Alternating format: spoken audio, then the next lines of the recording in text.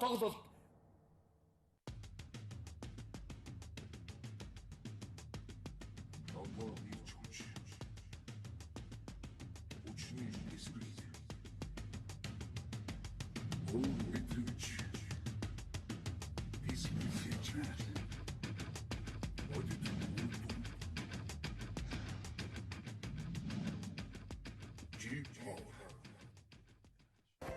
Сансар кабелийн тоон телевизийн үйлчлэгээний шилдэг багцын үнэ хямдарч 12,000 төгрөг боллоо. Тоон кабелийн хэрэглэгч та шилдэг багцаа хүлээн авч үзээрэй.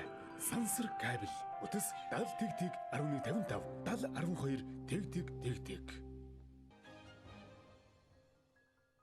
Улаанбаатар хотыг 2020 он хүртэл ерөнхий төлөвлөгөө 2030 он хүртэл чиг хандлага заагдсанаар нэг төвтэй хот биш олон дэд төвтэй хот болгохоор тусгагдсан байгаа. Энэ ажлын эхлэл болох Азийн хөгжлийн банк, Европын хөрөнгө оруулалтын банк, Монгол Улсын засгийн газрын хөрөнгө оруулалтаар эхлэх Баян хуршуу сэлэв дэд төвийн буурин дээр бид нар ирсэн байна.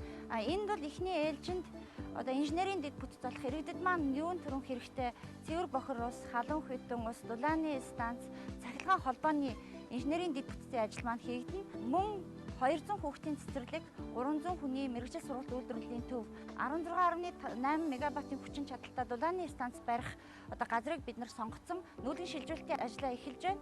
Яг энэ барилга бол тэр нүүлгэн шилжүүлэлтийг өртөж байгаа иргэдийг төр сууршуулах одоо барилгын ажил маань эхлээд ашиглалтанд ороход бэлэн болсон байж байна.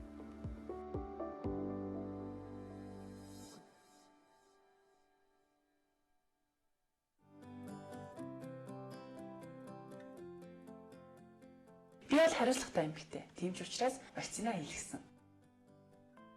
Та ч бас вакциндаа заавал хамрагдаарай. Улаанбархан өвчнийг хамтдаа зогсооцгоё.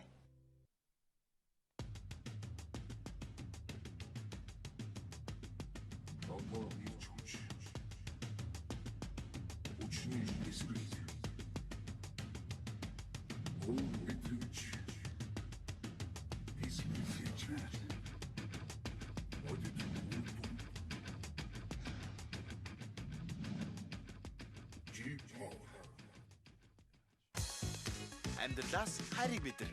Team Bark. Аваад, хатгаа, шараад, болоо. Нүүдэл шараад. Оюулын ус. Bonaqua Bubble. Таны сэргэн.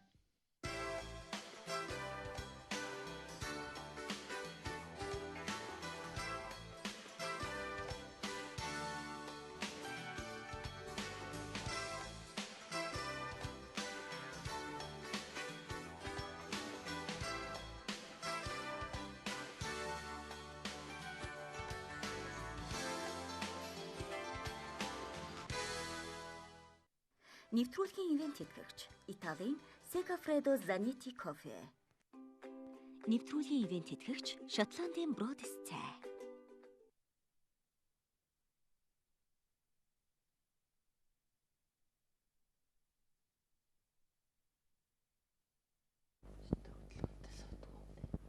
Үзэгч та бүхэндээ кофе цай нэвтрүүлэг маань үргэлжлэн хүрч байна. Бид бүхэн та бүхэнд өглөөгөр шинэ мэдээлэл, сонирхолтой яриа өрнүүлэхээр шин содон зочид урьдаг байгаа. Энэ удаад хатагтай цогцлмаа манай студид өргөтөн ирсэн байна. Нийгмийн арчил Монголын эмэгтэйчүүдийн холбооны ерөнхийлөгч. За үзэгч та бүхэн бол мэдж байгаа бох. Сүхбаатар дүүргийн засаг дарга, нийслэлийн засаг даргын орлогчоор ажиллаж байсан. Тэгээд ойр дуулзаагүй. Танд энэ өдрийн мэнд төргийн үзэгчдэнтэйг бас мэдлэх баг. За юуны өмнө үзэгчтэй болон та бүхэндээ шинэ өглөөний мэндийг хүргэе. Тэгээд бас студид ярилцах боломж олгосон талархлаа илэрхийлье. Та сайхан хаварчж гэнэ үү? За сайхан зусаж байна. Сайхан зусаж байна. Одоо бараг 100 эхэлсэн байна тийм. Нийгмийн арчил эмэгтэйчүүдийн холбооны талаар бол ерөнхийдөө за ингээ фэйсбүүкээс гэдэг нь мэдээлэл аваа яваад байдаг л та. Тэгээд байнгын нөгөө нэг мэдээлэл авдаг. Хамгийн сүүлд бол олон улсын одоо маш том хурал зохион байгуулсан. Үзэгчд маань зарим нь харсан баг. За зарим нь бас энэ мэдээлэлээс авч амжааг баг. Тэгэхээр энэ томоохон одоо хурлын талаарх мэдээлэлээр ярилцлага эхлэе гэж үзэж байна. За баярлалаа. Тэр дэлхийн 139 орны эмэгтэйчүүдийн байгууллагыг игнэндээ нэгтгэдэг. За дээрээс нь нэгдсэн үндэсний байгууллагад аль биесний бүртгэлтэй Социнтерний олон улсын эмэгтэйчүүдийн байгууллага гэж томоохон байгууллага байгаа. энэ байгууллага маань жил бүр дэлхийн аль нэг улсад одоо тухайн жилийнхээ ээлж турлыг зохион байгуулж, ер нь эмэгтэйчүүдийн нийтлэг эрх ашгийг хамгаалах чиглэлээр тулгамдж байгаа асуудлуудыг хилцдэг юм уламжлалтай. За өнгөрсөн 2015 оны хурал Францын Марсель хотноо зохион байгуулагдаад нөгөө цагаачлалын асуудлыг хүндсэн. Яагаад тэгэхээр цагаачлалын асуудал бол өнөөдөр дэлхийн нийтийн анхаарлын төвд байна.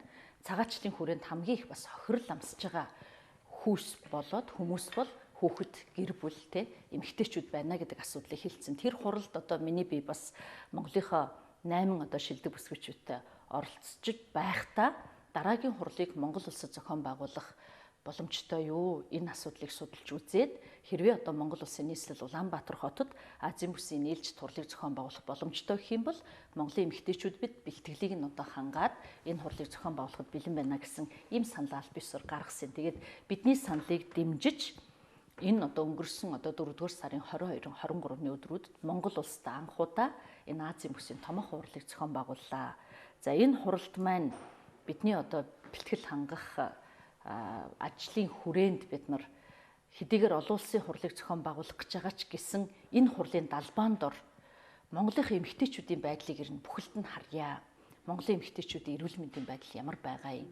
Монголын эмэгтэйчүүдийн боловсролын байдал ямар байгаа юм? Ялангуяа Азийн орнуудтайгаа харьцуулаад аваад үзэх юм бол давуу тал нь юу байгаа юм? Сул тал нь юу байгаа юм?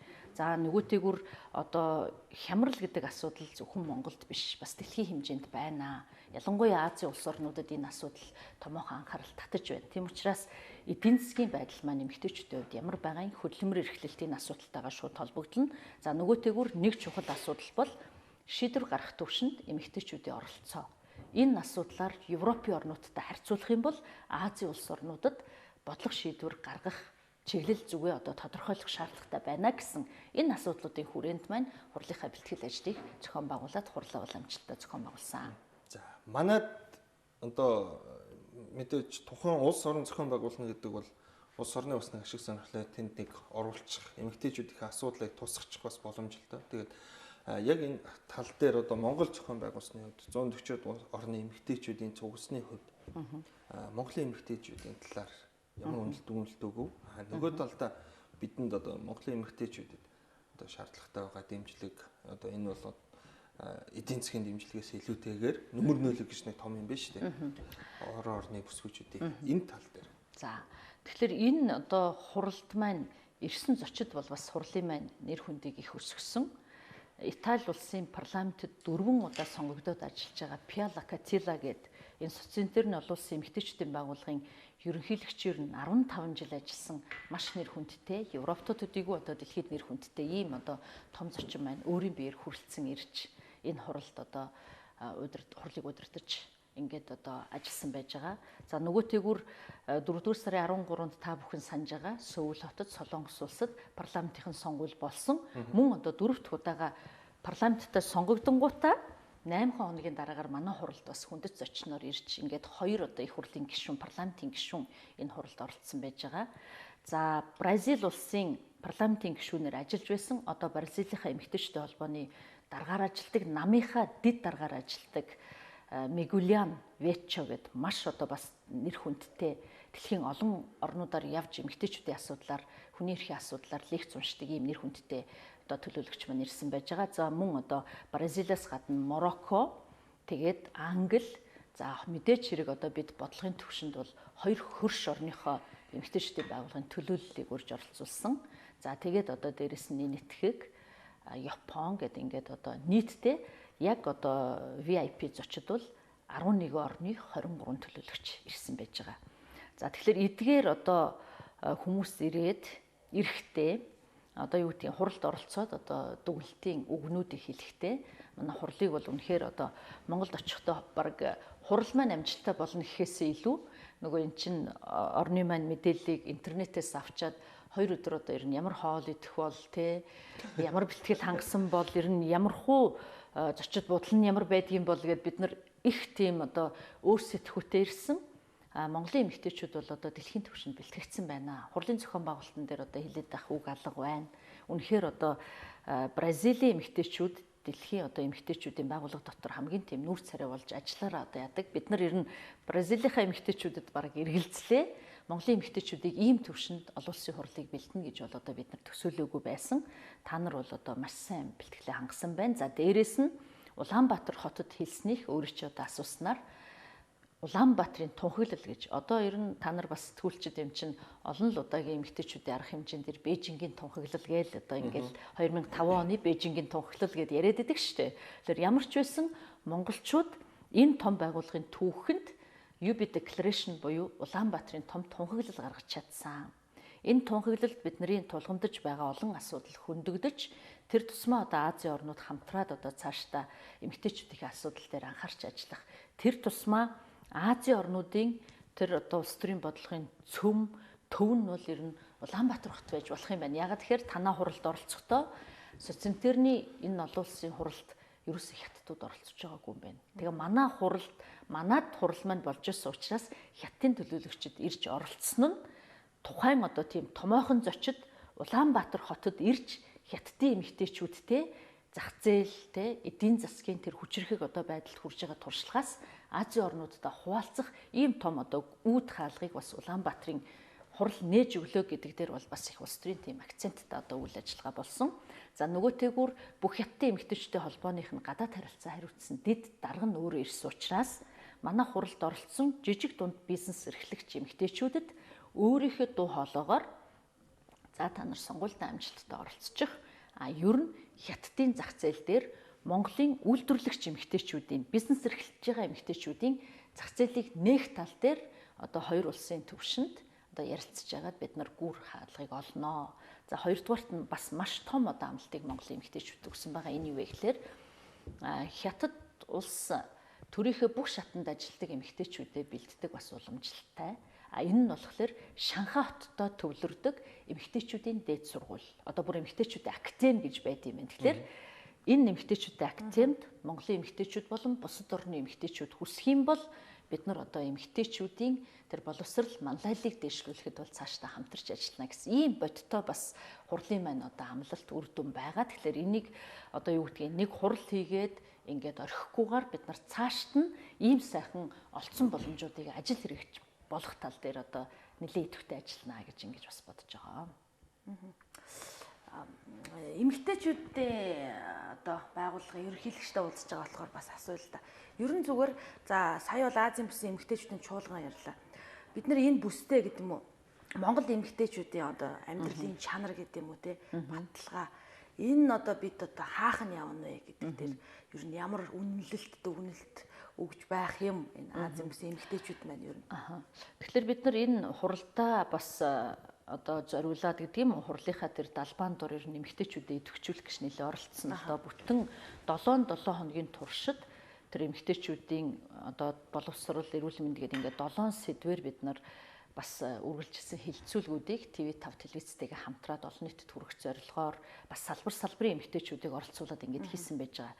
Тэгэхээр яг хурлын үеэр тэр ирсэн одоо зочид маань бас орныхоо өөрсдийн орныхоо нөхцөл байдлыг ярьж байгаа энэ байдлаас харахад ер нь эдийн засгийн байдал бол бүхэлдээ ер нь эмэгтэйчүүдэд аль ч улс их оронд хүнд байгаа юм байна. Яг тэгэхээр хэдийгээр одоо Европын бид нар үлгэр жишээ болоод аваад идэх ч гэсэн Европт ч гэсэн зах зээл тэр эдийн засгийн одоо манлайлал дээр эмэгтэйчүүдийн оролцоо бас томоохон корпорац санхүүгийн нөлөө бүхий одоо байгууллагуудын тууцад ерөөсөө эмэгтэй хүний төлөөлөл байхгүй байна. Энийг 25% хүргэе гэж ингэж бас одоо ярьдгийм байна.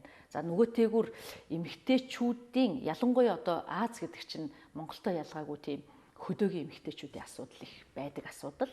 Тэгэхээр энэ дээр манад ч ялгаагүй тэр Азийн улс орнууд ч ядаагүй хөдөө аж ахуйн үйлдвэрлэл эрхэлдэг эмэгтэйчүүдийг тэр хотын зах зээл дээр хөдөө аж ахуйн бүтээгдэхүүнийг борлуулдаг дэд бүтцийг ер нь хийхэн зүйтэй мэ гэдэг асуудал бол энэ манай Улаанбаатарын тунхаглалд орсон байж байгаа.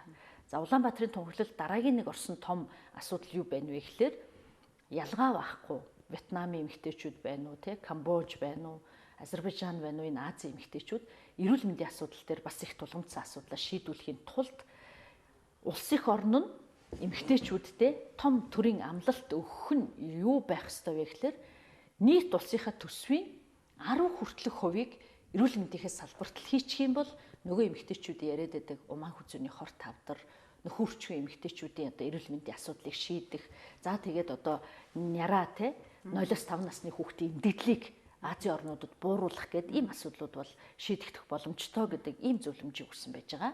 За 3 дугаарт нь нэг одоо Монгол эмэгтэйчүүдийн бахархалтай буюу Азийн орнуудад үлгэр болсон нэг асуудал байсан. Үлгэр дуурайл болгосон. За тэр маань юу гэхээр Азийн орнуудад эмэгтэйчүүдийн боловсрал ярьд юм байна. Тий. Тэгэхээр манай оронд бол эсрэгээрээ Монголын эмэгтэйчүүдийн боловсрал Азийн орнуудад харьцуулах юм бол бүр одоо бакалавр бүрэн дунд боловсролын төвшин, дээшлээд бакалаврын төвшин, магистр, тэгээд одоо тий докторантур гэдэг ингээд энэ академик төвшөндөө Монгол эмэгтэйчүүдийн боловсрол өндөр байна.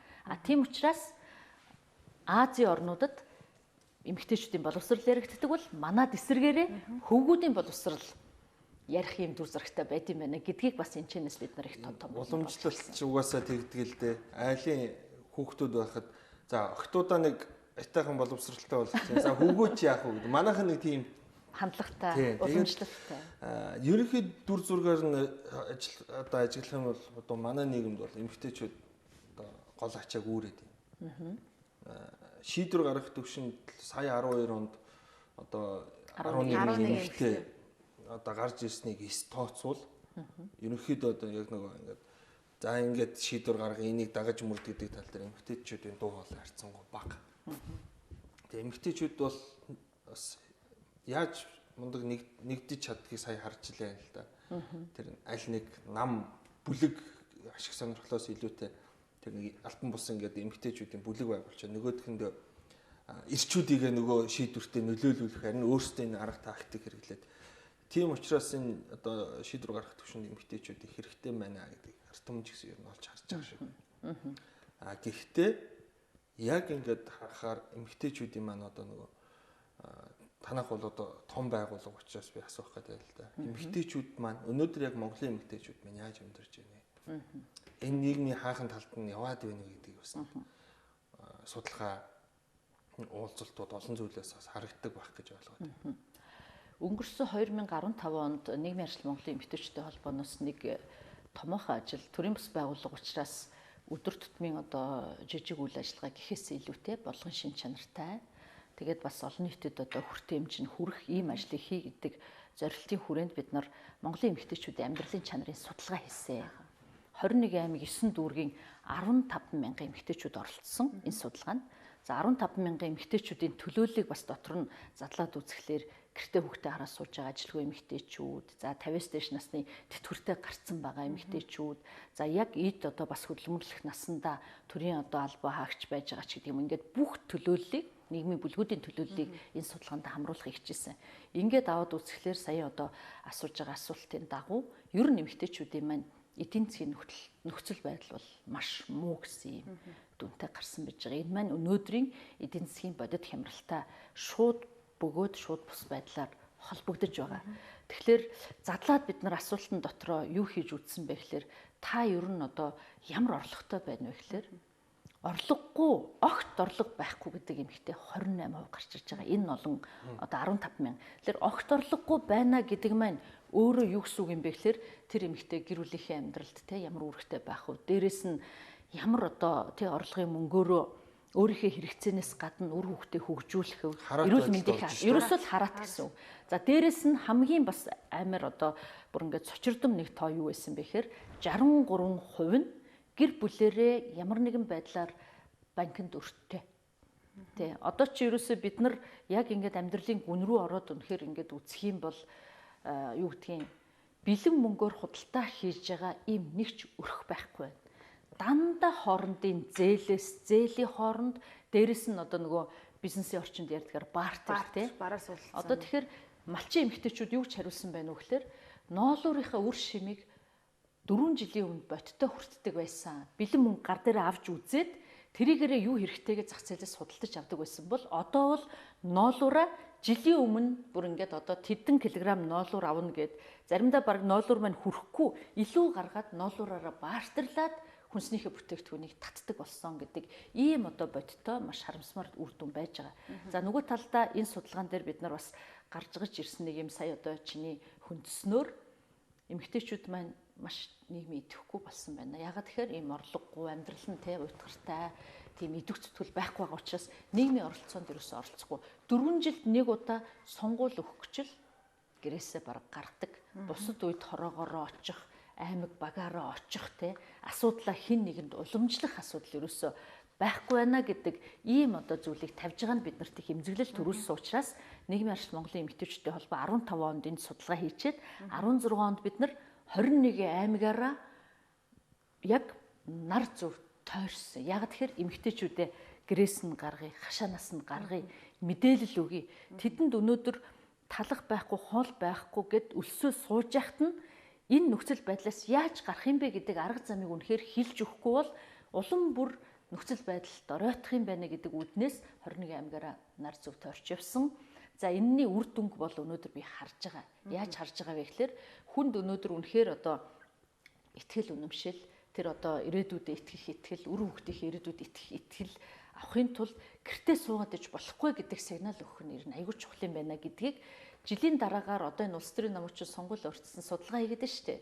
Тэрэн дотор нэг үзүүлэлт өссөн байгаа. Юу гэхээр эмэгтэйчүүдийг дэмжинэ гэдэг хандлага. Яагаад тэгэхээр ер нь одоо эмэгтэй хүнийхээ зовлон ойлгодог учраас бид нар энэ олон эмэгтэйчүүдэд олон болох хэрэгтэй юм байна. Тэгжээж бид нар одоо гэр бүлийн хуулинд өөрчлөлт оруулах юм байна те. Тэр тэтгэврт хэмжээний тухай хуулинд өөрчлөлт оруулах юм байна. Тэр хөгжлийн бэрхшээлтэй хүүхэдтэй ээжүүдийн асуудлыг эмэгтэйчүүд маань илүү их ойлгож иж бидний төлөө ажиллах юм байна гэсэн тийм одоо сэрэмж, тийм одоо ой санамжийг ямар ч байсан нийгэмд бид нар хийхийг зорьсон. Энэ бол би нааштай үр дүнтэй байгаа гэж ингэж одоо бодож байгаа.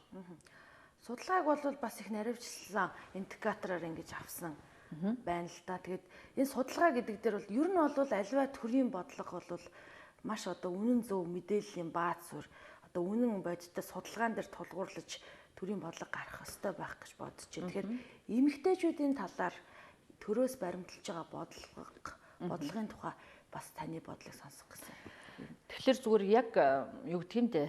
Бид нар чинь нэг муу хэлэх дуртай социализмын үе гээл те. Тэгэхээр чинь хамгийн анх одоо 1921 онд яг ардын хувьсгалтай зэрэгцээл эмэгтэйчүүдийг боловсруулах тасаг байгуулагдчихсэн бид нар түүхтэй.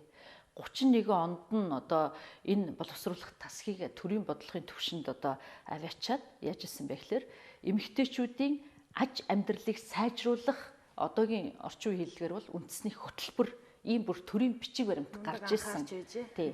Хөдөлмөрийн одоо тий ажилтаа болгох, бодлоготой болгох. За бүр одоо орчин үеийн сүүлийн одоо 60 70-аад оны тоо баримтаас аваад үзэхлээр гадаадд суралцах гэж байгаа төрийн зарлаар гадаадд суралцах гэж байгаа оюутнуудын 30%-ийг бүр квот зааж агаад эмэгтэйчүүдийг явуулна гэдэг. Тэгэхээр төр өөрөө юу гэдэг алсын хараатай ингээд тохируулахтай яг л ийм механизм ажиллаж исэн учраас тухайн цаг үеийнхээ бүтээн байгуулалтанд эмэгтэйчүүд маань эрэгтэйчүүдтэйгээ яг адилхан оролцоод хөдөлмөрийн баатар эмэгтэйчүүд өнөөдөр те хэд байдаг вүлээ. Норм норматив одоо тэр нөгөө 5 жилийн гавшгаач гэдэг юм уу одоо тэр үед тэр олон алдартан гавьяатай эмэгтэйчүүд нийгмээсээ яг одоо нийгмийнхээ тэр зөв бодлогын үр дүнд яг эрэгтэйчүүдтэйгээ зэрэгцээ төрөөд гараад явж ичээ. Би харин нэг зүйл дээр одоо шүмжлэлтэй хандах гэдэг. Яг өнөөдөр юу гэдгийг нийгэмд явж байгаа одоо юу гэдгийг мэдээлэл ардын хувьсгалаас улбаалах биш, түүхээс улбаалах биш. 90 онд арчилсан хувьсгал гарсан учраас эмэгтэйчүүд ирэх нэгтцсэн юм шиг.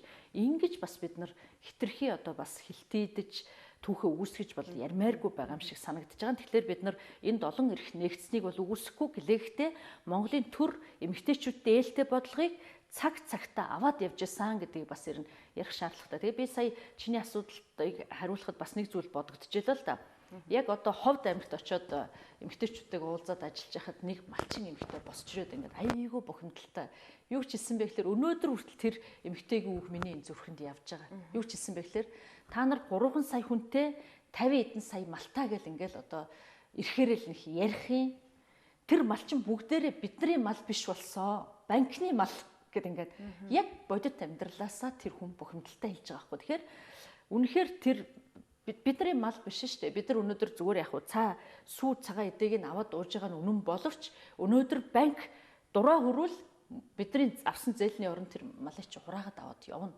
Тэгэхээр бид нарыг сайн сайхан амьдруулъя гэвэл малчдынхаа амжиргааг баталгаатай болгох юм бол энэ төр гэж байгаа юм бол та нар энэ одоо бодлоготой яагаад чи алийн болгон бид нар банкнд малаа тавьчаад хүний мал малж байгаа юм шиг байх юм бэ? Тэр зээлийнх нь хүүг бууруулж өгөөч те. А тэр зээл дээр нь уян хатан бодлого ингээд тавьж өгөөч. Малчин одоо гэр бүлийг дэмжээд өнөөдөр хідэн малтай байгаа айлд ямар одоо төрийн бодлогын хөнгөлт үзүүлэх юм бэ гэдгийг хийж өгөхгүй бол бид нар ингээд банкны зээлэнд байж байгаа мал хариулаа сууж яана л гэдэг шудраг шүмжилт хэлж илээ. Банкны ажилтан болсон байна. Ер нь тийм болсон. Монголын нийт малын сүүлд гарсан судалгаагаар 70% нь одоо яг банкны барьцаанд байгаа гэсэн юм байлээ. Тэгээд Монгол улс доктортой хөгжлийн үзэл баримтлал 2030 он хүртэл гаргалаа. Яг хөө энэ үзэл баримтлалыг зөвхөн нэг талаас нь харах юм бол одоо улс төрийн намуудын сонгуульд оролцох мөрийн хөтөлбөр бол энэ үзэл баримтлал дээр тулгуурлах гэсэн нэг сайн байгаа. Тэгэхээр энэ бол илүү үнцэнтэй үзэл баримтлал болж таарах нь. Ингээд бодохоор яг энэ үзэл баримтлалд эмэгтэйчүүдийн маань одоо боломжийг, хөгжлийг, ирээдүйд хандлагыг бий болгох сайн талаас нь цэцэглүүлэх энэ боломжийг хэр тусгасан юм бэ? Нэгдсэн үндэсний байгууллагаас 2015 онд баталж гаргасан энэ доктортой хөгжлийн зорилт гэдэг те 2016 оноос 30 он хүртэл гэж байгаа шүү дээ. Дэлхийн бүх одоо 200 улс орнуудад юу гуйлсан бэ гэхээр нийгмийн харилцааны бүх түвшинд эрэгтэйчүүд эмэгтэйчүүдийн оролцоог 50-50 30 он гэхэд 50-50 болгоё гэж. Тэгэхээр бид нар чинь нөгөө 15 он хүртэл 30 болгоно гэжсэн зорилтоос Монгол улс сая хэдхэн хоногийн өмнө 30% квот гэж баталж эмэгтэйчүүдийг баярлуулаад хуулиа хэрэглэхгүйгээр 20 болгоол одоо буулгаж байгаа. Гэхдээ энэ бол яг үнийг хэлэхэд юу гэдгийг бид нар улс парламентаа төлөвшүүлээ гэвэл улс төрчдийн нэр хүндийг өргөе гэвэл улс төрийн намуудын төлөвшлийг те улс эх орныхоо хөгжлийн бодлоготой уйж сайжруулъя гэх юм бол ямар нэгэн байдлаар хэн нэгэн хүүсэнд тааруулсан ухралт хий гэдгээс илүүтэй тэр дэлхийн хөгжлийн бодлоготой Монгол төрийн бодлого уялдаал явж явах хэрэгтэй байхгүй. Тэгэхээр бид нар энэ тал дээр ухралт хийцэн байж байгаа. Эмэгтэйчүүд маань бухимдалтай байгаа. Эмэгтэйчүүд маань улс төрийн нам харгалцахгүйгээр бүгдээрээ нэгдэж 76 гишүүнд бүгдээрээ гарын үсгээ зурж бичгээ өгсөн тий. Одоо улс төрийн эрхээ хүчирхийлэлээ зогсоо гэсэн юм шаардлагыг тавьсан. За харамсалтай нь одоо юу гэдэг яг одоо сонгуульд өгсөн байсан учраас чихээ бөглөөл ингээл өнгөрч ийн л та. Тэгэхээр энэ бол өнөөдөр болцсон үйл явц боловч цаашдаа бид нар энэ одоо үйл явцаас татгалзах хэрэгтэй. Хүн төрлөختөн өнөөдөр хөгжил дэвшил рүү явахдаа хамт байя гэдэг ийм одоо юу гэдгийг үнэт зүйлийг бий болгочоод байхад өнөөдөр энэ үн зүйлтээс татгалзна гэдэг бол өөрөө л улс эх орны хөгжилд ухралт болж байгаа гэдэг тэр одоо философиг улс төрчид маань ойлгодог цаг ирэх баха гэдэгт одоо найдаж ийн гэж хэлэхээс өөр хэлэх үг олдохгүй л байна да. Тэ. Оролцоо 50-50 байх бол зайлшгүй шаардлага бол байна гэж би бол харж байгаа. Бид нар бол эмгтээчүүд одоо дан ингээд ванлалал 80-20 ч гэдэг юм уу ийм ерөөсөө хүсэхгүй байгаа байхгүй юу? Жишээлбэл 50-50 гэсэн. Энэ одоо ийм 50-50 гэсэн ижил дэш ийм оролцоо ялангуяа шийдвэр гаргах тий хизээ бий болох юм бол одоо бид нэр энэ тэр хүнийг нь үзэх нь үүж ямар амар гутран асуулт асууж байна. Харин одоо ингээ ухраад ахаар чинь бүр тэгэхээр энэ бол юм л дээ. Бид нар зүгээр Монгол уламжлал сэтгхүүтэйгээ аваад үтсэн ч гэсэн гэр бүл гэдэг бол тий арга бүлэг дээр тогтдог эрэгтэй эмэгтэй хоёр хүн гэр бүлийг л хамтраад аваа явж байгаа шүү дээ. Тэр төрийн бодлого тогтвортой бай, сайн засаглалыг хэрэгжүүлэх гэх юм бол өөрөө бас ийм төвшин ийм доктортой бодлогыг л аваа явуучих хэрэгтэй байхгүй юу. За нөгөөтэйгүр хизээ энэ бий болох вэ гэдэг дээр эмэгтэйчүүдийн маань өөрсдийн хичээл зүтгэл мэдээж сайн. Хамгийн миний хэлэх гэж байгаа чухал зүйл юу вэ гэхээр өнөөдөр Монгол орны 3.1 сая хүн амын маань бүрэлдэхүүнийг аваад үзэхлээр эмэгтэйчүүд, эрэгтэйчүүд маань 50-50% байгаа шүү дээ. Тэгэхээр нөгөө ардчлал гэдээ яриад байдаг хүмүүсийн маань үнэт зүйл өөрөө тэгж шудраг төлөөлийн зарчим л гэж байгаа учраас бид нар ерөөсөө төлөөлийнхээ зарчмыг л төрийн бодлоготой ч аваа явах хэвээр, улс төрийнхөө бодлогот аваад явчих хэвээр. Тэгэхээр мэдээч хэрэг цаг хугацаа шаардна. Цаг хугацааг наашруулах тэр одоо зүйл маань эмэгтэйчүүд бид нартай өөрсдөө маань холбоотой гэдгийг ойлгож байгаа. Нөгөө талдаа эрчүүдийн маань бас улс төрийн соёл дэмжлэх хэрэгтэй гэдгийг бас хэлэх хэрэгтэй. Ард түмэн бол одоо нөгөө юмыг хөрсийн бэлдэнэ гэж ярьдаг шүү дээ. Одоо ногоо тарихын тулд эхлээд хөрсөө сайн одоо борцсон байх хэрэгтэй, хагалсан байх хэрэгтэй, зөв хагалсан байх хэрэгтэй, зэрлэгийн түүсэн байх хэрэгтэй гэдэг чинь. Ард түмэн бол эмэгтэйчүүдийг хүлээж авахд одоо бэлэн болсон шүү дээ. Аль хэдийн. Нэг зүйл ажиглагдаад идэх нь бүсгүйчүүд маань өөрсдөө их хайцтай. Одоо манлайлагч гэл нэг юм хөтөлбөр хэрэгжүүлэхэд тэнд нэг 30 залуу 3 эмэгтэй байх жишээ. Бүсгүйчүүд маань өөрсдөө бас нэг айцтай байгаа шиг байна. Энэ айцыг л даван туулах ёстой болж таагаад байна л да. За энэ дээр зүгээр нэг л зүйлийг би хэлмээр санагддээ. Ягаад тэгэхээр нэгдүгürt намын дэргэдийн эмэгтэйчүүдийн байгууллагын хүний хуваарч тэр нөгөөтэйгүр бас энэ тоогонд хэдэн жил явж байгаа хүний хуваар ингээд бэлдэх хэрэгтэй байхгүй юу? Тэ. Одоо жишээлбэл энэ удаагийн сонгуульд ингээд 20% квотоор хүмүүсээ дэвшүүлнэ гэхэд нэр дэвсэн бүх эмэгтэйчүүд ялна гэсэн магадлал байхгүй. Тэгвэл тодорхой цэг, тодорхой хэсэг дээр дараагийн 4 жил гарч ирэх эмэгтэйчүүд ихээ суурийг тавьж олон нийтэд таниулж ийм нөгөө нэг амьд бодлого те улс төрийн бүх намуудад шаардлагатай байна. Тэгэхгүй бэлтгэхгүй бол хаанаас гарч ирэх юм бэ тэр эмэгтэйчүүд чинь? Бэлтжиж л гарч ирж штэ. Хотынхон төвшөнд дэвшүүлэх хэрэгтэй, дүүргийн хөгжлийн бодлогод оролцох хэрэгтэй. Дараагийн шат нь бэлтгэгдээд тэр одоо дараагийнхаа шатанд хүрэх ёстой. Ийм одоо цэгцтэй улс төрийн бодлого те хараа оноо л одоо бидэрт хэрэгтэй байна да.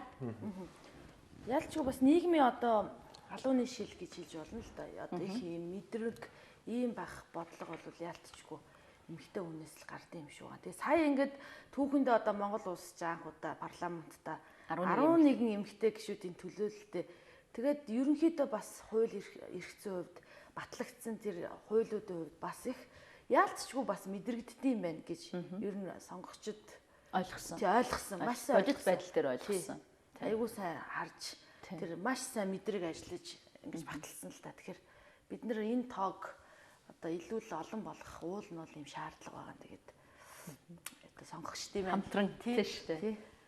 Нэг талаасаа сонгогчд, нөгөө талаасаа эмэгтэй улс төрчдийн маань хичээл зүтгэлийн үр дүнд за мэдээч хэрэг 3 дахь хүчин зүйл нь олонх байж байгаа тэр ирчүүд эмэгтэйчүүддээ ээлтэй, гэр бүлдээ ээлтэй төрийн бодлого, төрийн механизмыг бас бүрдүүлж өгөхөд нь дэмжлэг үзүүлэх хэрэгтэй. За, нэвтрүүлгийн цаг өндөрлж байна.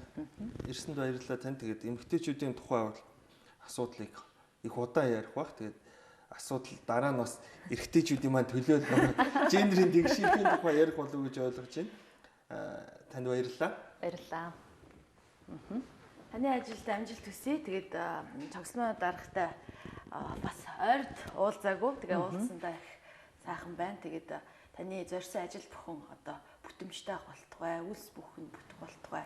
Тэгээд эрүүл ихийг хүсье. Танд болон таны гэр бүлд. За баярлалаа. Та бүхэндээ ч гэсэн ажлын өндөр амжилтыг хүсье. Зөвштэй манай энэ удаагийн кофе цааны нэвтрүүлгээр нийгмийн арчил Монголын эмэгтэйчүүдийн холбооны ерөнхийлөгч нийслэлийн засаг даргын орчлогчоор ажиллаж байсан. Сүхбаатар дүүргийн засаг даргаар ажиллаж байсан хатагтаа цогцлон оролцлоо. Хамт үзэгч та бүхэнд баярлалаа. Бидний ярилцлага сонирхолтой байсан гэдэгт итгэж байна. Дараа уулзъя. Нэвтрүүлгийн ивент тэтгэгч Италийн Segafredo Zanetti Coffee. Нэвтрүүлгийн ивент тэтгэгч Шотландын Бродис цай.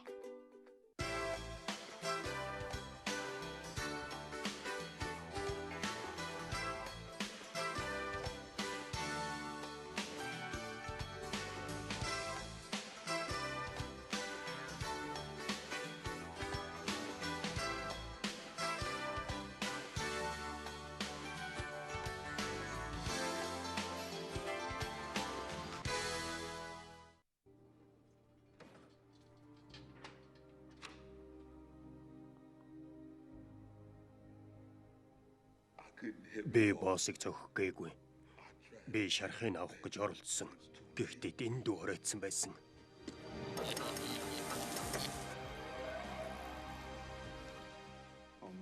Шүүх хурлын өдөр би бурхны өмнө зогсож байтал тэр надаас яагаад тэрний үнэн ч итгэгчдийн нэгийг алсан юм бэ гэж асуусан юм. Эд шидэл гэж хэлнэ. Би тэрэнд юу гэж хэлнэ? Гэхдээ энэ миний ажил шүү дээ.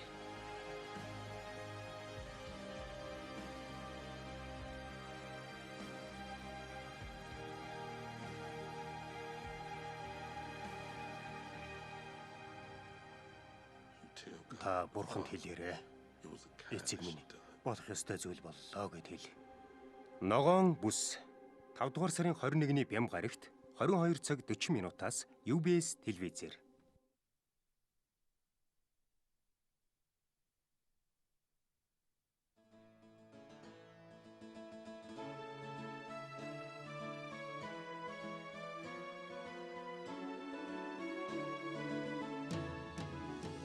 UBS телевизийн уран бүтээлчид Япон орноор ээлжит аяллаа хийгээд ирлээ.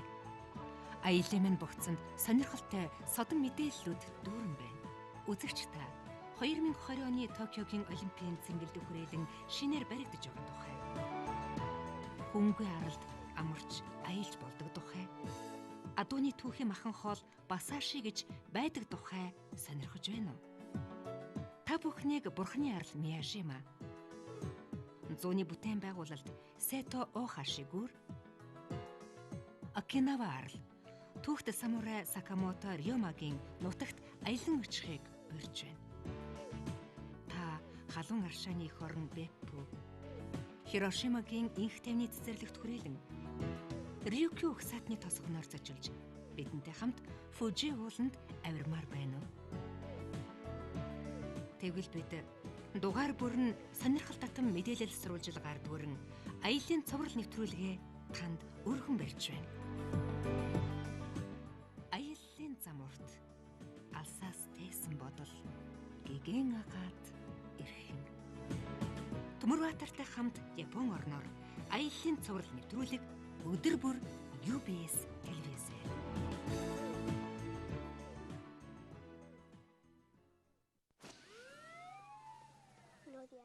Тэнд гарсан усал байгаач. Хинийгэн гимцсэн байна. Нэг эмэгтэй тэр хүзүүгээ угалчихж. Эй бурхан минь, гихтээ чи эндээс хараад байгаа юм уу? Тийм ээ. Тэр хаана байгаа? Миний цонхны хажуу зогсож чинь.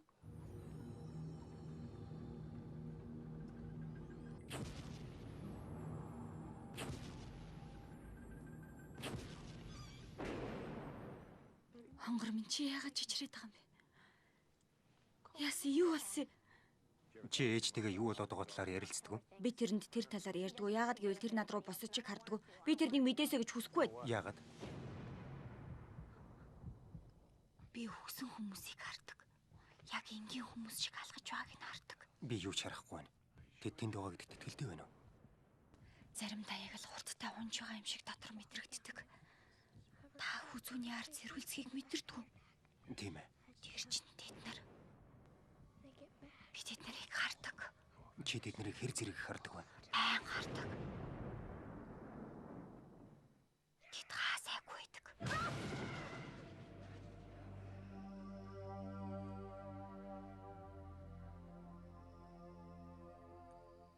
Тэд намайг өөрсдөд нь ямар нэгэн зүйл хийж өгөхийг хүсдэг. Миний бодлоор тэд чамайг өөрсдийг нь харж чаддаг маш цөөн хүмүүсийн нэг гэж мэддэг баг. Тиймээс чи тэдэнд туслах хэрэгтэй. Тэд хэрэг тусламж хүсгүй л яах вэ? Тэд хүсэж байгаа учраас л ийм зүйл болдог. Та яаж мэдэж байгаа? Энд хэн нэгэн байна уу? Боломжтой. Гойж байна, тэднийг явуулж өгөөч. Би хичээж байгаа. 6 дахь мэдрэхүй. 5 дугаар сарын 22-ны ням гарагт 22 цаг 40 минутаас UBS телевизээр.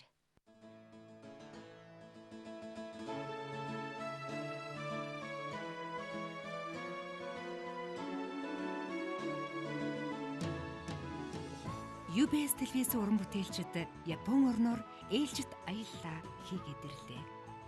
Аяллаа минь бугцанд сонирхолтой содон мэдээллүүд дүүрэн байна. Үзэгч та 2020 оны Токиогийн Олимпийн цэнгэлд хүрээлэн шинээр баригдаж байгаа тухай. Хөнгөн аралд амарч аялж болдог тухай. Адууны түүхийн махан хоол Басаши гэж байдаг тухай сонирхож байна уу? Та бүхнийг Бурхны арал Мияшима, зууны бүтээн байгуулалт Сето Охашигүр, Окинава арал түүхт самурай Сакамото Рёмагийн нутагт аялан очихыг урьж байна. Та халуун аршааны эх орн Беппу, Хирошимагийн инх тайвны цэцэрлэгт хүрээлэн Рюкю угсаатны тосгоноор зочилж бидэнтэй хамт Фужи ууланд авирмаар байна уу? Тэгвэл бид дугаар бүр нь сонирхол татам мэдээлэл сурвалжилгаар дүүрэн аялын цоврал нэвтрүүлгээ танд өргөн барьж байна. Аяллаа зам урт алсаас тээсэн бодол гэгэн агаад ирхэн. Төмөрбаатартай хамт Япон орноор аяллаа цуврал нэвтрүүлэг өдөр бүр UBS телевизээр.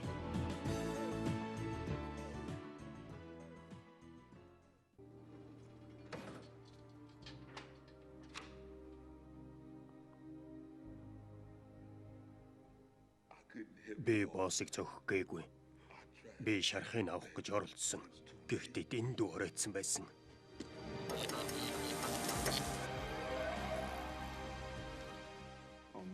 Шүүх хурлын өдөр би бурхны өмнө зогсож байтал тэр надаас яагаад тэрний өмнө ч итгэгчдийн нэгийг алсан юм бэ гэж асуусан юм. Эд шидэл гэж хэлнэ. Би тэрэнд юу гэж хэлнэ? Гэхдээ энэ миний ажил шүү дээ.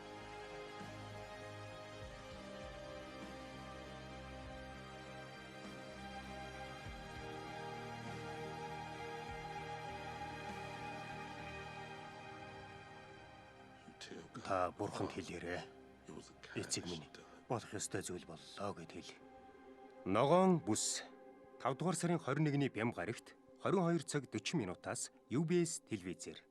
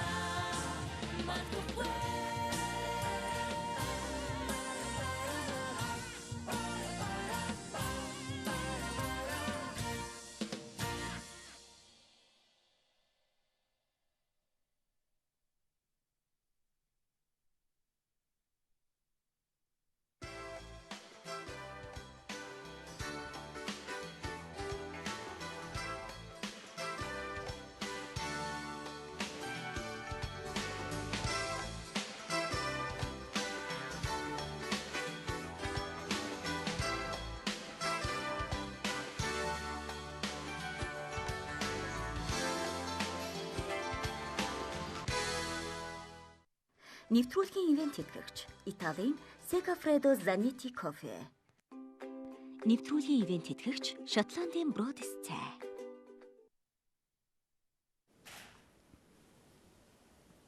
Баасан гарагийн өглөөний мэндийг үзэгч та бүхэндээ дахин хүргэж байна. Тэгэхээр кофе цай ярилцлагын нэвтрүүлэг маань шин зочдтойгоор үзэгч та бүхэндээ үргэлжлэн хүрэхэд бэлэн боллоо. За өглөө бүхэн салбарын зочдтой үзэгчдийгээ уулзуулж за хэрэгтэй шинэлэг мэдээллийг кофе цай ярилцлагын нэвтрүүлэг маань хүргэдэг байгаа юм аа. Ингээд яг одоо студид маань хүрэлцэн ирсэн хүндтэй зочдтой үзэгчдтэй танилцуулъя.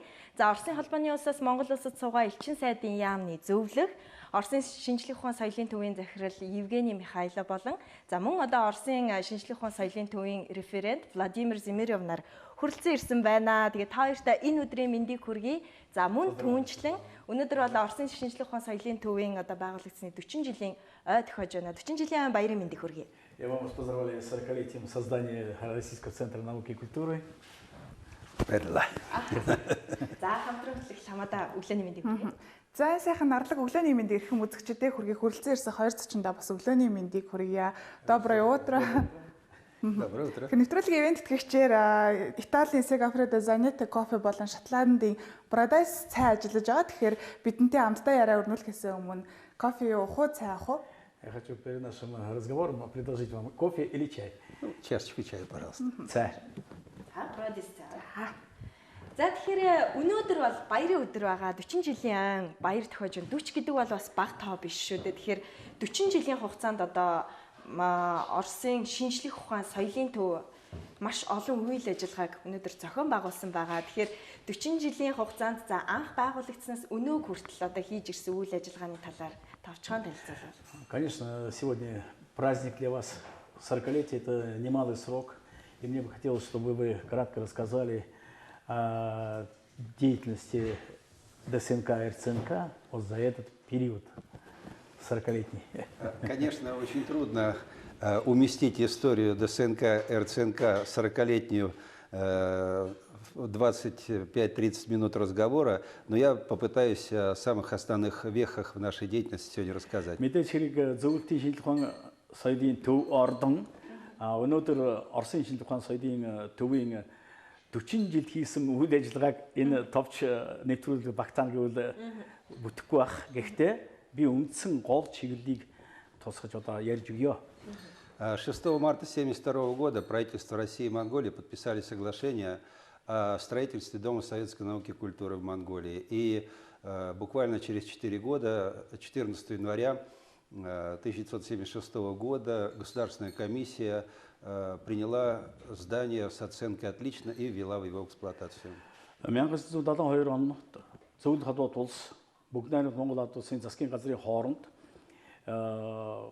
Улаанбаатарт зөвлөлтийн шинжлэх ухаан соёлын ордон байгуулах хэлэлцээр гарын үсэг зурагдаж үүнээс хойш тун удалгүй 4 жилийн дараа буюу 1976 онд одоогийн РЦНК-гийн барилгыг улсын комисс онц дүнтэй хүлээж авсан.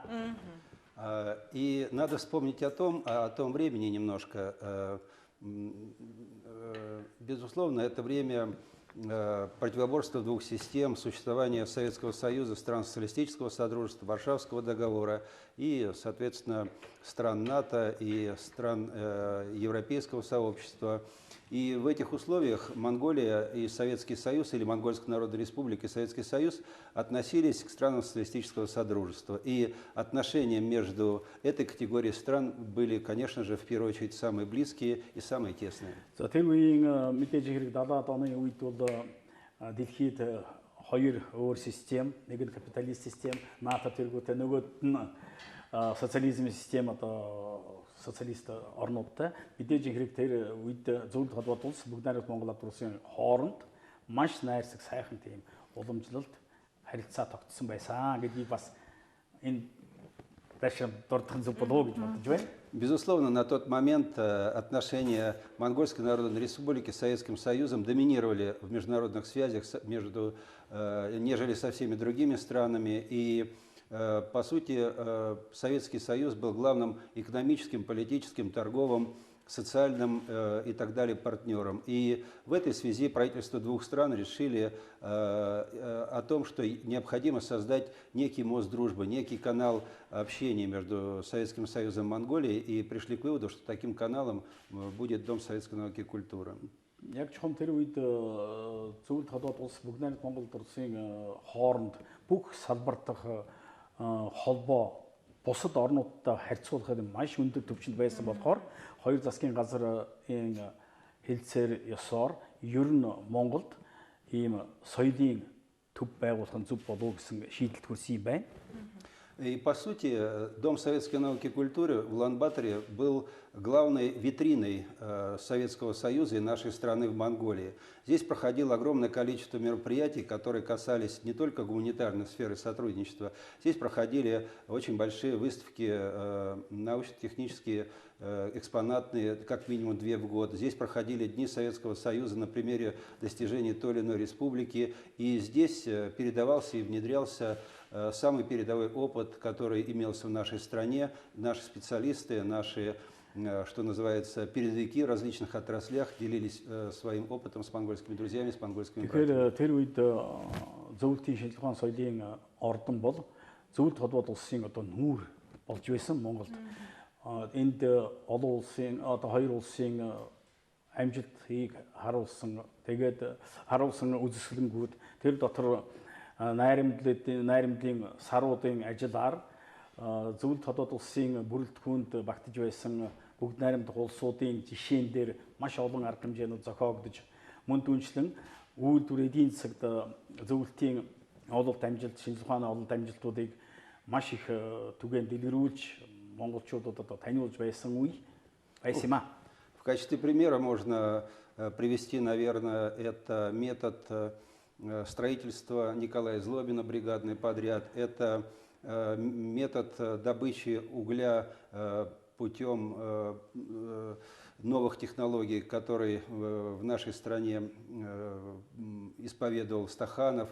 Достаточно вспомнить курганского доктора Елизарова, который первый внедрил новую систему лечения переломов и травм конечностей. И вот эти люди все приезжали сюда, в Монголию, делились своим передовым опытом со своими коллегами в своих отраслях. И этот опыт внедрялся и очень успешно внедрялся в вашей стране. Злобины бригадын одоо барилгын туршлага дээр нь одоо дэлхийд танигдсан Елизаров гэж одоо энэ ясны хугарлыг гипсгүйгээр зөвхөн өөрийн зохиосон багажаар эмчилж явуулдаг. Тэр хүмүүс тухайлбал яг одоо Монголд ирж өөрийнхөө тэр туршлагаас солилцож байсан. Мөн түнчлэн одоо Оросын нүүрсний далд ил уурхаачдын туршлагыг мөн одоо монголчуудад түгээн дэлгэрүүлж ясан ийм жишээнүүд хийж болох юм а. Ну и, конечно, вот лучшие художественные коллективы, лучшие солисты нашей страны приезжали в Монголию и в обязательном порядке считали своим долгом и своей честью выступить на наших площадках. Здесь можно вспомнить и Пугачева, которая здесь неоднократно была, и Филиппа Киркорова, и ансамбль «Песняры», и ансамбль Александрова, и Людмила Зыкина, и многие-многие другие лучшие исполнители и театральные, и художественные коллективы выступали на наших площадках и с неизменным аншлагом, с неизменным успехом.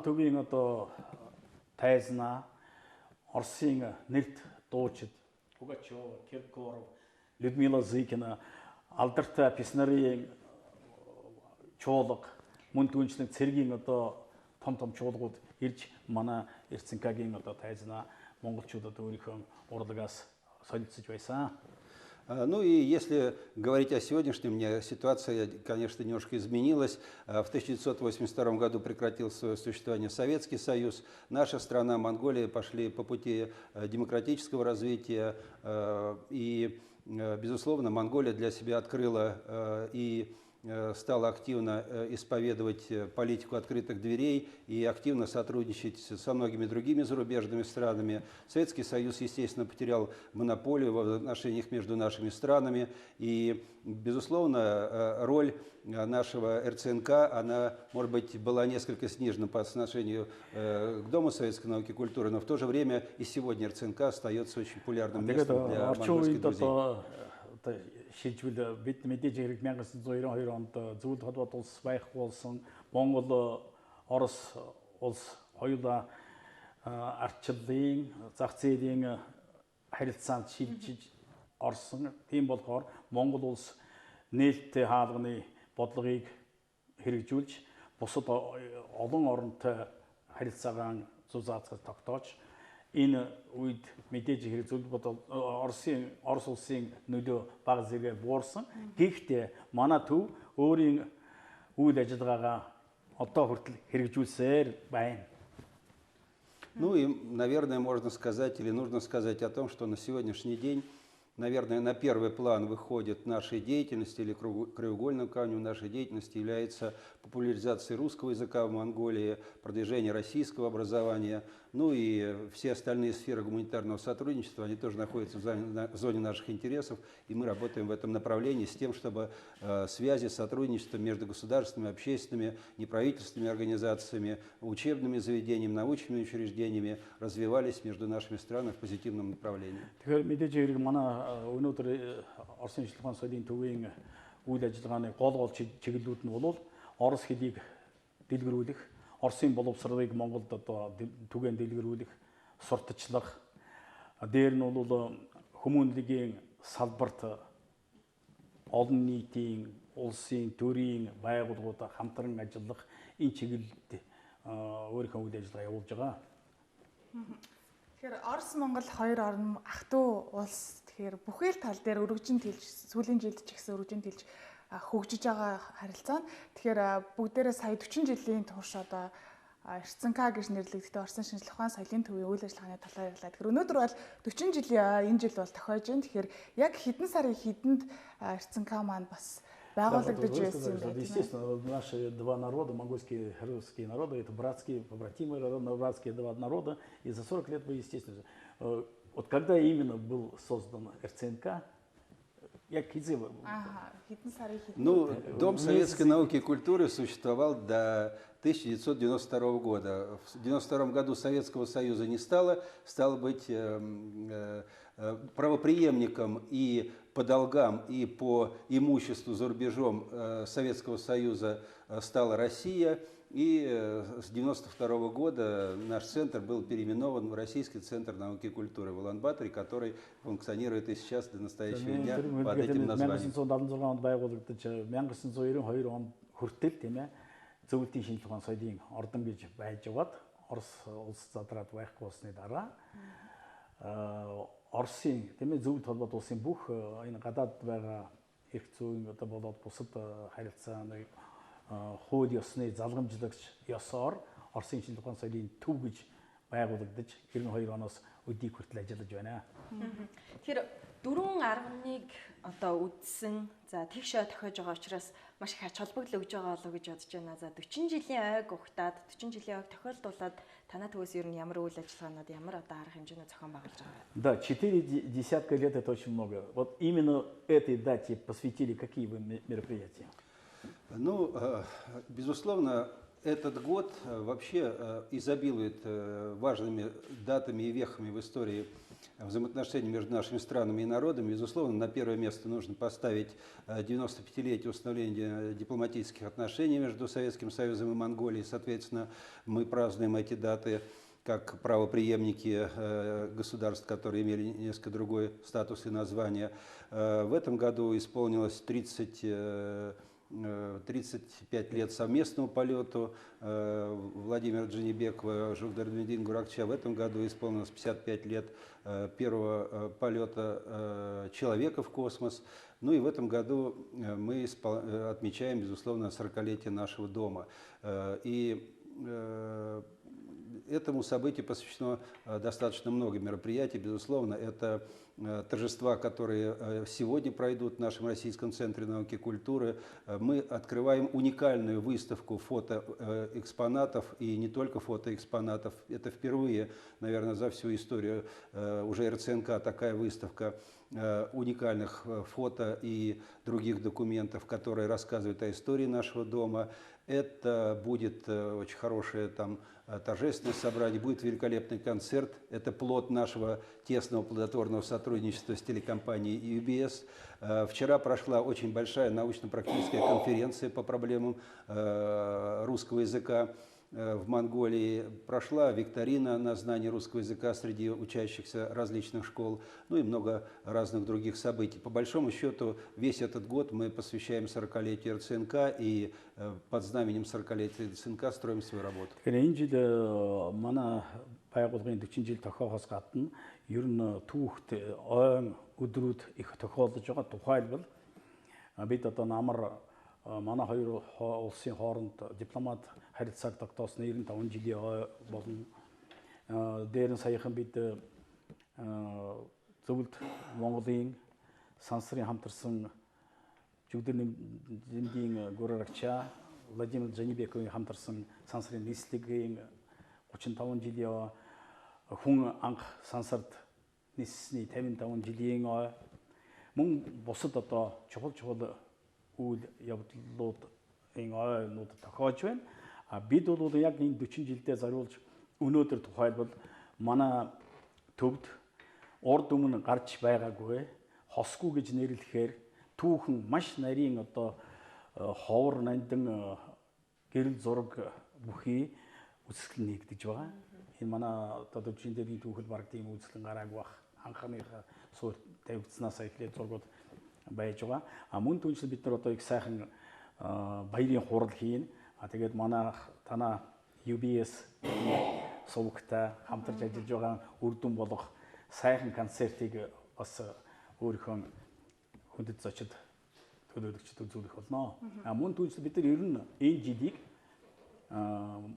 РЦНК-гийн 40 жилийн ой хүрээнд энэ 40 жилийн хойно хүрээнд бүх арга хэмжээнүүдээ зохион байгуулж явуулах болно.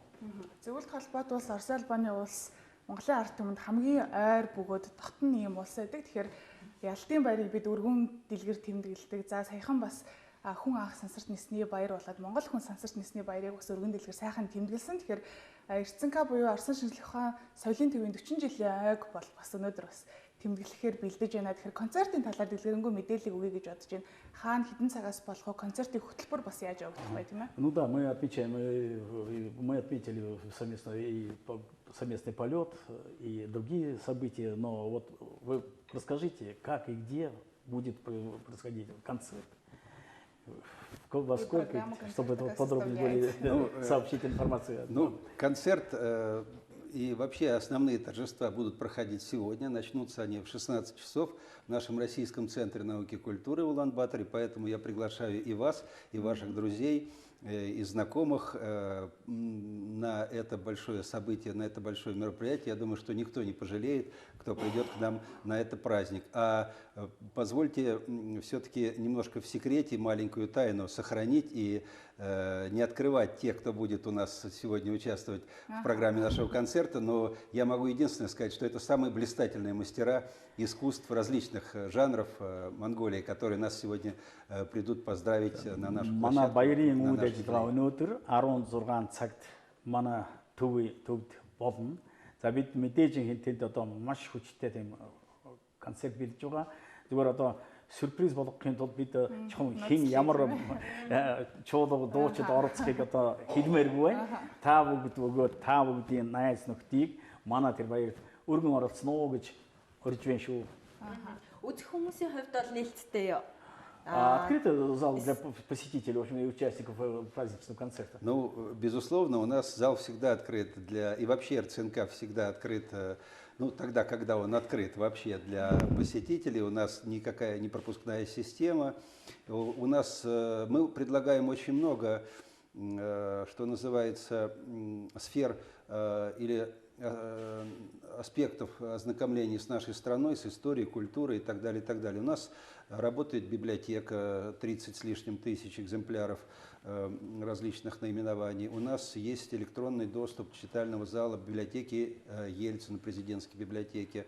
У нас постоянно работают курсы русского языка, дневные, вечерние, интенсивные курсы русского языка работают на постоянной основе.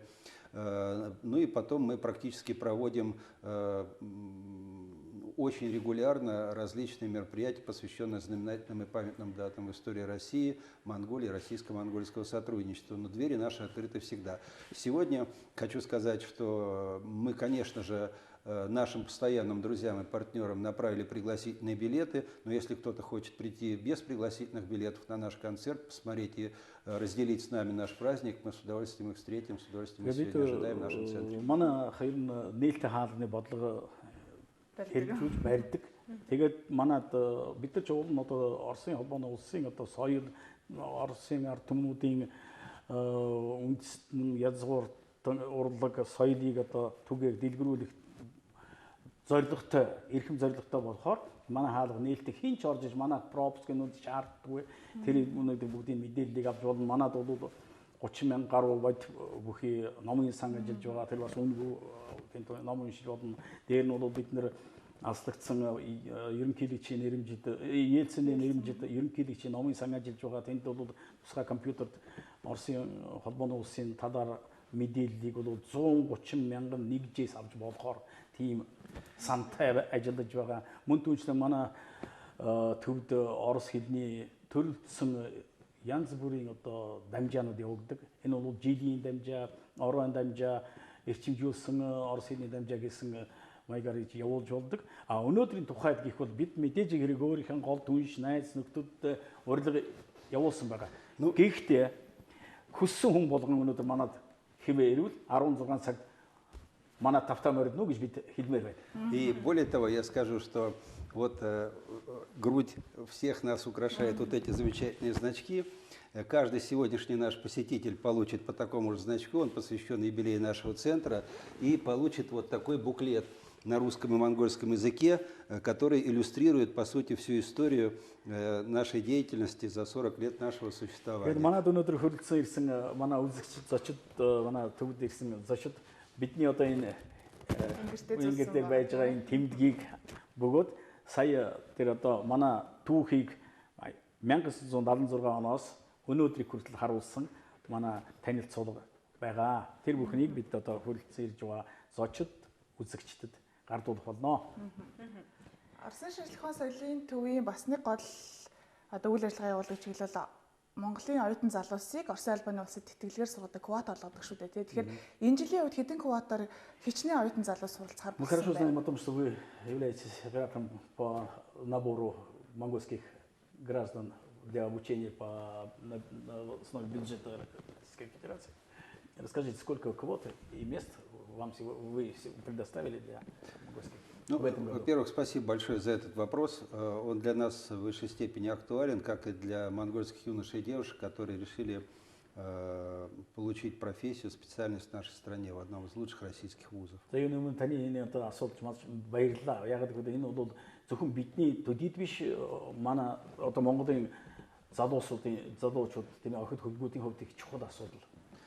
Мы действительно уже третий год являемся оператором, единым оператором по набору монгольских юношей и девушек для обучения в российских вузах. И должен сказать, что ежегодно мы проводим достаточно такой серьезный конкурсный отбор среди желающих обучаться в нашей стране. В этом году наша страна предоставила Монголии 376 мест для студентов, аспирантов и стажеров. И плюс дополнительно по различным ведомствам и учреждениям в общей сложности где-то порядка 500 человек получает только российскую государственную стипендию. И в этой связи на наши 376 мест зарегистрировалось 1242 претендента. Часть из них не прошла аттестационную комиссию, то есть не прошла отбор портфолио или, может быть, очень низкие оценки или каких-то других документов не хватило об образовании. И около 670-700 человек уже приняло участие непосредственно в экзаменах. И в общей сложности, как и было запланировано, полностью квота 376 человек была набрана, и многие из тех, кто желал получить образование в нашей стране, получат в этом году такую возможность.